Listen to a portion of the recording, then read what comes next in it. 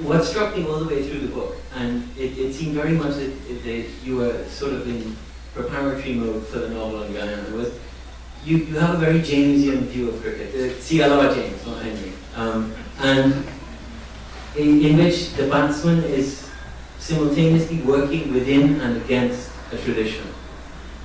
And when I lived in Barbados for my sins, I went to a lecture by Hilary Beckles, and he made a very, very interesting case. It's like a good Barbados joke. Well, clearly a very sympathetic crowd.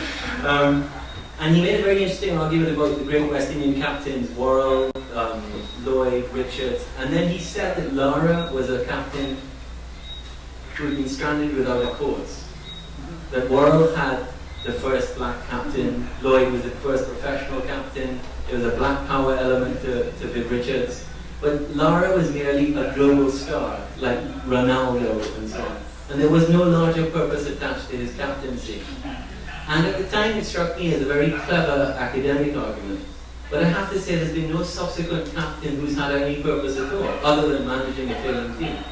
And I wondered, do you see that sort of thing being expressed in Indian cricket, Australian cricket? I mean, central contracts completely transformed English cricket. And what is the tradition that you sort of sense in the Caribbean? That's a complex question. So. Yeah.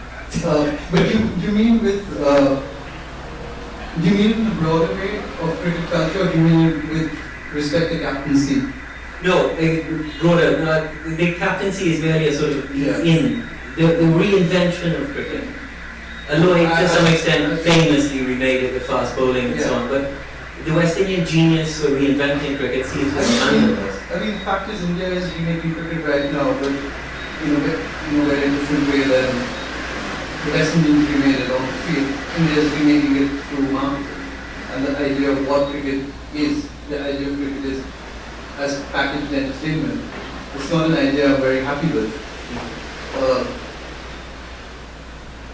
I feel when I see the IPL, which I know is very successful, not just in India but also in the Caribbean. In fact, when I was in the Caribbean in 2006-07, it was the year of Stanford, and I saw the great enthusiasm for it then.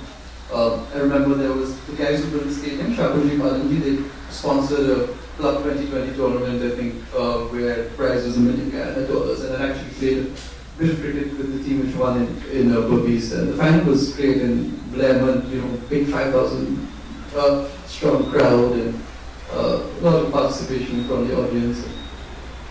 So you could tell there's a very natural and direct connect between 2020 cricket and the Caribbean, and it's true for India as well. But it does leave the only core. I mean, it does sort of leave the idea of profiteering as the only cause for the cricket. And you've seen Peterson and Gale, guys like that, who think there's much more to be made now, playing 2020 cricket around the globe. They're making rational choices from their point of view. They're frustrated with their own boards. One can understand it. But one has to now sort of inquire whether the idea of private leagues like this is sustainable in a sort of deeper way. It's sustainable among people who look at cricket as something beyond 3 hours of entertainment. And I don't know whether the idea will last or not.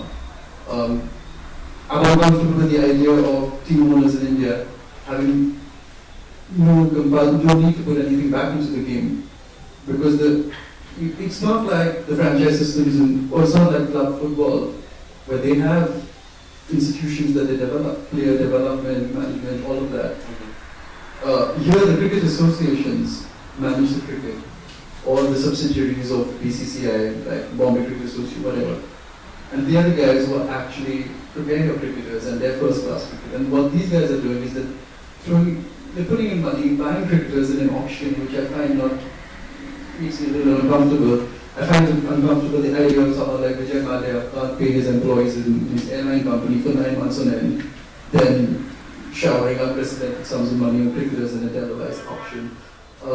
So I don't. We'll have to wait and see. But I find that sense of cause is fraying. People are realizing that the idea of nation and common cause and all, it's been renegotiated. Right. I don't know where they'll come out exactly. It'd be sort of foolish to hazard a guess. Okay, well,